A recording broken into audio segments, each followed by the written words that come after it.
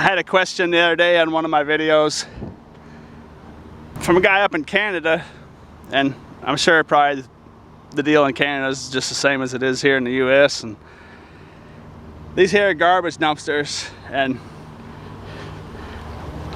there's really not much of a problem taking garbage from garbage dumpsters. No one's really gonna care a whole lot about that. You know, someone might tell you to leave and just leave, and that's pretty much end of story. In any case, you know, as long as it's not, you know, fenced in and locked and that kind of situation. But the question was can you take stuff out of salvage containers and salvage dumpsters?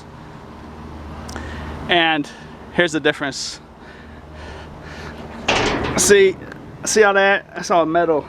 They throw all their metal in here, and that's not garbage, and they're not giving that away for free to anyone. They're doing that for profit. And a lot of times these dumpsters, these metal dumpsters, they won't be marked like that right there. But anytime you see a dumpster that's only metal, oh, I can't lift that thing up. Oh. Anytime you see a dumpster that's just all metal like this, you need to just stay totally away from it, because that'd be theft, taking stuff out of there. So there is a huge difference, and a lot of people might not know. But because a lot of times I can see how it could be confusing because they're not marked. But it's obvious when you see one, you know what it is. Because yeah, there's a camera there, and there's I only see one camera. Anyways, one visible camera right there, so guess I'd point that out. Here's another good example of a garbage dumpster and a metal dumpster. I see that one's not marked. Well, actually, shoot, it is over there on the end. I never noticed it. You can barely see it though. Most times, well, sometimes they're not even marked. I didn't think that one was marked, but it is. Same place as that last one, actually. But yeah, I know those dumpsters right there probably help fuel the myth of dumpster diving being illegal. Because, you know, someone gets in there and gets arrested and tells everybody about it. And all of a sudden you have a whole group of people thinking that dumpster diving's illegal, when it's really not.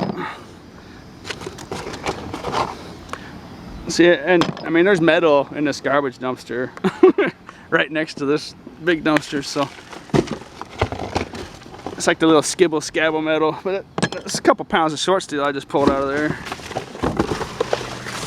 Yeah, a little piece of tin, but oh, look at that right there. Big old piece of short steel. I see, that's just a beautiful example. There's no problem whatsoever taking that out of there, because it's considered, you know, discarded garbage. So that's just a great example right there. But you don't ever want to take something out of there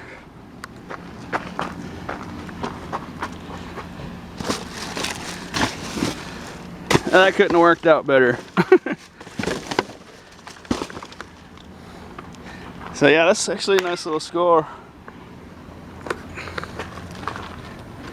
But then, you know, you don't even want to stick your hands in that deal there.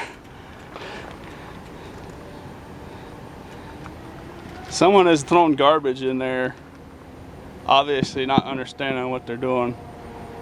But it is a metal dumpster though, so anytime you see a dumpster like that, even if it's got a little garbage in it, obviously, just totally stay away from it, because you will get arrested.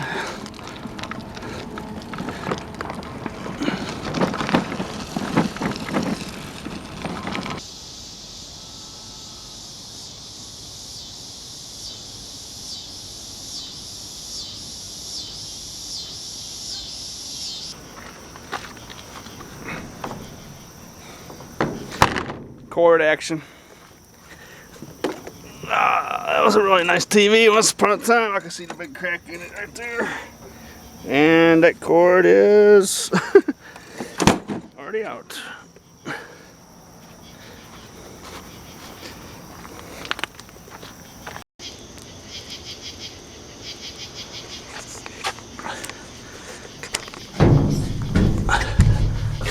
A little toaster action. That's actually a nice toaster.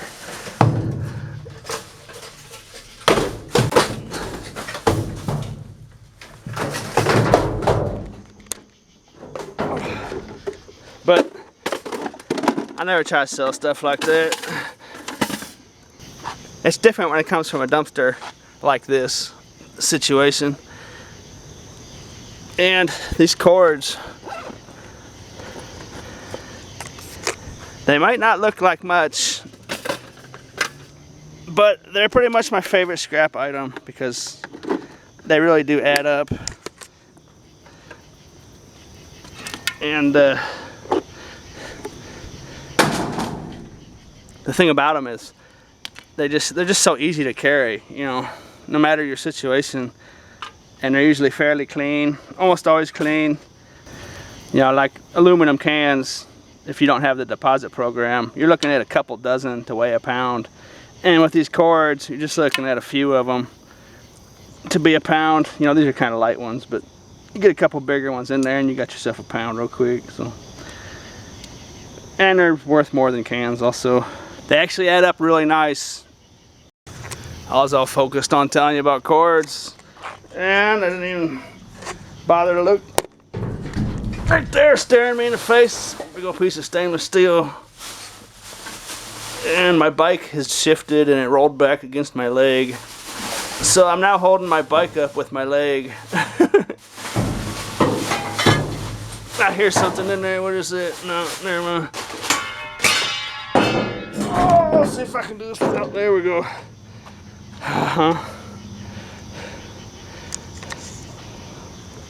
I see. I don't think it is stainless steel, actually. Yes, it is.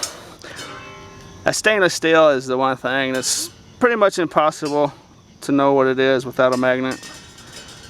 I see, like, a magnet won't stick to it there. See, it just falls off, but watch this up here on the rim. It actually does stick to the rim. Oh, and by the way, I found my magnet.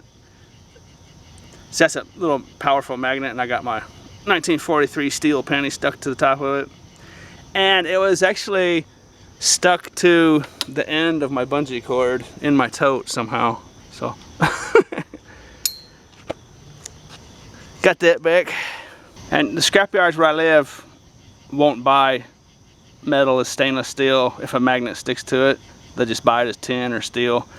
But I guess there are scrapyards in other areas, other places, that will give you like 50-50 stainless is what Jackpot Digger said in the comments a while back.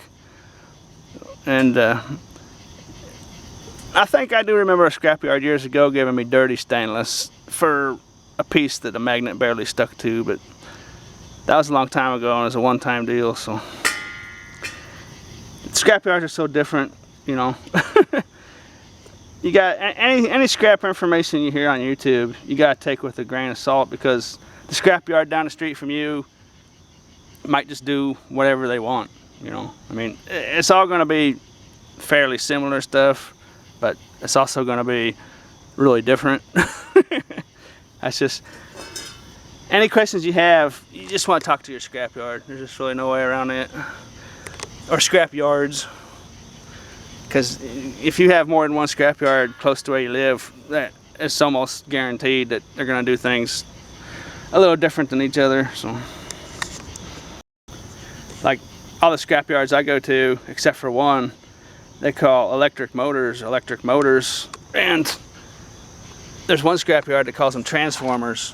And I've seen on YouTube that there's other scrapyards out there in regions and areas that call them transformers. And you walk into a scrapyard that buys those transformers and ask how much they give for electric motors, they might look at you kind of weird, but they're the same thing.